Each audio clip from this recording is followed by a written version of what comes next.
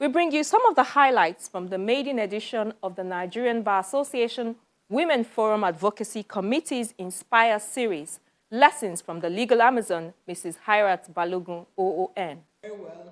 The objective of the session is to empower female lawyers and women in general by identifying and providing innovative solutions to key issues that affect them, such as gender pay gap, sexual harassment in the workplace, violence against women, gender parity and balance in the legal and non-legal industries, and much more. And that's the emphasis which the chairperson, Professor Oluyemisi Bamboshe, makes in her opening remarks. Female lawyers' voices are heard and rights defended. Diverse skills are developed. There are huge opportunities for career growth. There is access to data on female lawyers in Nigeria and support against discrimination, abuse, and harassment. I'm happy to inform all participants that the MBAWF has commenced the drafting of the sexual harassment policy, and it is believed that after so many years, the MBA will finally have a sexual harassment policy, thereby providing and creating a safe, healthy, respectful, and comfortable work environment, therefore reducing physical and emotional harm to many of our female lawyers. The Advocacy Committee, under the leadership of Mrs. Folashade Ali, is one of the committees through which the section operates, and it is responsible for developing initiatives that help to amplify female voices on relevant issues. I believe that one of the ways in which the Advocacy Committee can achieve its objectives is by providing a platform such as this, where accomplished female legal practitioners can share their knowledge, inspire the next generation of female lawyers, and encouraging us to aim for greater achievement in our career, and also inspiring us to take our rightful place in national development. I cannot overemphasize the importance of showcasing women who have not only broken the glass ceilings, but actually shattered it in a previously male-dominated legal profession that we have. The first in the series came up on Wednesday, the 23rd of June, and it featured the amazing and graceful Hairat Balogun, a woman of many firsts. Meet Mrs. Hairat Balogun, the founder and currently the senior partner in Liberal Law Office, Lagos, Nigeria. She qualified as a barrister at law in 1963 in the United Kingdom, having been called to the English bar in February of the same year. She attended the Nigerian Law School, was enrolled as a barrister and solicitor of the Supreme Court of Nigeria in July of the same 1963. A legal practitioner, a notary public, a life bencher and recipient of the National Honor of OON, Office of the Order of the Niger in 2008 for services to the legal profession, Mrs. Balogun specializes in commercial law, litigation and arbitration. With a career spanning about 58 years, this Amazon is still in active legal practice. Mrs. Balogun is the first ever female General Secretary of the Nigerian Bar Association, a former Attorney General and Commissioner for Justice in Lagos State, a former chairman of the Body of Benchers, and a woman of many parts. She's authored 2 books, the first, Women in the Law, and the second, To Serve in Truth and Justice, which is a collection of her memoirs. In this first Inspire series, Lessons from the Legal Amazon, anchored by Senior Advocate of Nigeria, Boma Alabi, Channels Television's judiciary correspondent Shola Sheele, and Hawa Sani, over 300 women logged online from different locations. And Mrs. Hairat Balogun shares with them a bit of her journey, experiences, and how she's been able to break barriers and shatter glass ceilings. It's really an honor to be interviewing a legal icon like you. Your name resounds both within and outside the legal profession. You have distinguished yourself as one of the foremost female practitioners in Nigeria to the admiration of all of us. We are very eager to know a lot more about you. Could you tell us a little bit about yourself, your family, and educational background pre-entry into the profession? I decided to be a lawyer mostly because I wanted to offer service. My main intention was service and also to dignify whatever profession I chose. It happened to be the legal profession. It was an accident. I had been away for about 6 years studying abroad, my secondary education, and came home for the holidays, visited a court in Yaba, and I saw the way lawyers were disposing of cases, just like that. Maybe there were small cases, but cases nevertheless, making people anxious. They were getting judgment immediately.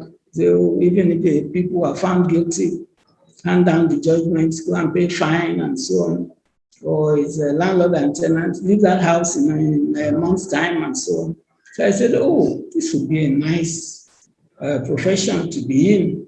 You can help people and you see the results immediately. How do we do this?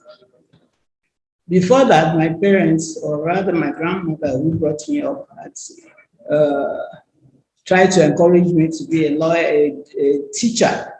She even promised she would build me a school and so on and so forth, but that wasn't to be. Now to background education. I was one of 30 children at the first count.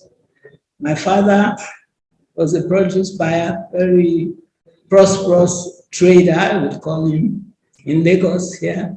And my mother was a baker and confectioner. But they did not really have too much influence on my youth, my growing up, because at the age of 10 days, I was born here in Lagos, in Idumagbo, in a nursing home in Idumagbo. And my grandmother just looked at my mother and said, you are too young. You can have so many more children. I am taking this one. I'm taking her back to Ijebu with me. She's going to live with me. And that's how I became a grandmother's child. And I tell you, I was spoiled to bits.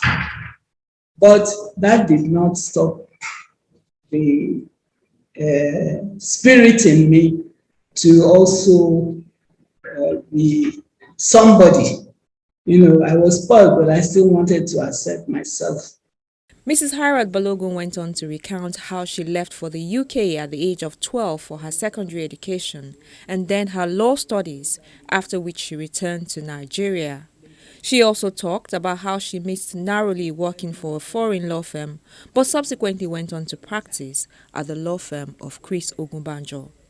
I found myself walking all over Lagos through the broad streets, and I saw nameplates of lawyers. And the one that attracted me most was a brass plate of CEO Ogunbanjo. So I went in and I said, oh, I'd like to see the owner of this firm. And I spoke to him and I said, I would like to come and work with him. And he said, okay. And that's how the association started. He told me right away that he was going into commercial practice, that he wasn't going to do so much court work anymore. I was a little bit disappointed, but he said, oh, I have some 2 or 3 lawyers who come and do my trial matters, court cases. You just hold on to them. Anytime they're going to court, go with them, get your experience that way, and then you are made. So that's how I got the practical aspect worked out. She speaks more on some of the attributes and values that she holds there and which she credits for her rise. One should always have an admiration for whatever you decide to do, because it's only that will make you rise up in that particular field. You must be totally committed and admirable of your profession. Also, I have to admit that whatever confidence I have or feel or have obtained has been a gift from the legal profession. That confidence is really what keeps you going. It's what keeps you wanting to achieve. You feel that nobody can stop you. You must build up your integrity. When you build up integrity for yourself, people know you are serious, they take you like that. As I said at the beginning, my aim was to serve and also dignify my profession. So service, of course, you'll say, don't you get paid for all the cases and so on? Yes, I was getting paid, but not too much, very little, but it was just enough. And you'd be amazed. I used to quarrel with my senior, about my monthly salary. I'll say, oh, this money is too small. He'll say, go to the ministry and find out how much they're earning. I'll tell him, he'll say, it doesn't matter. This is private practice, you know. Well, I was learning a lot. She also talks about how she juggled family life with her career. I got married a few months before I returned to Nigeria, but I didn't start a family till the following year. When the children were old enough to go to school, I had to bring them on board. Nobody took my children to school except me. I dropped them, I picked them up, take them home, back to work, finish the day, back home. That was the schedule because I wanted to be sure it was child to mother, mother to child. Nobody, of course, we had house help at that time, reliable ones, you know, can have an elderly person and so on. So all these things help to enhance service delivery, let me call it that.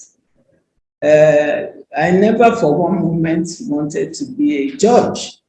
I never for one moment wanted to be a magistrate. I was asked 2 or 3 times, but I said no, it will restrict my idea of service. So, but here we are today. I'm afraid I feel like a roller coaster. I can't stop unless somebody switches off the engine. Mrs. Hairat Balogun believes that the country has many hardworking female lawyers and women of integrity. She wants government at all levels to give more women a chance in leadership positions. In 2009, I did a study of women lawyers and where they are, where they should be, what they could be doing. We took it through the states, went to Kaduna, went to Asapa, all over, just to get all the lawyers to take part and put them on the map and to let the government, the powers that be, know that we have women who can do these jobs. They're not just for ministry and so on. So, but I was very distressed when I saw or heard of the announcement that a male has been appointed the secretary of EFCC. I said, you see, there we go. A woman should be the secretary, board secretary of EFCC. If a man is chair, I believe only 2 hands, both hands together, can build a house. You can't build a house with 1 hand. So women lawyers, women forum, that's one battle we have to fight. Our advice for young female lawyers, and indeed all women, is to empower themselves so they can offer service and good leadership. You have to prepare for those kind of opportunities. And those are the things that stand you out. People can call on you and you have to, I wouldn't say it's onerous or burdensome, but this is what is expected of women. You have to make your stand. When you go and talk about activities in the NBA, I went in on purpose, not to be a secretary, but to be part of it. I speak at the meeting, they say something, I just put my hand, excuse me. Sometimes they laugh, sometimes they agree, but it didn't put me off because I don't think a woman lawyer is any less a lawyer than a male lawyer. On the contrary, I think we're better than them. We have more patience to deal with problems and things. It's inborn. 2 hours was not nearly enough to learn from the legal Amazon. She addressed issues of insecurity in the country, constitution amendment, appointment of judges, and so much more. And in subsequent episodes of the program, we'll share with you her views on some of these very topical issues. For the government, the central government, federal government.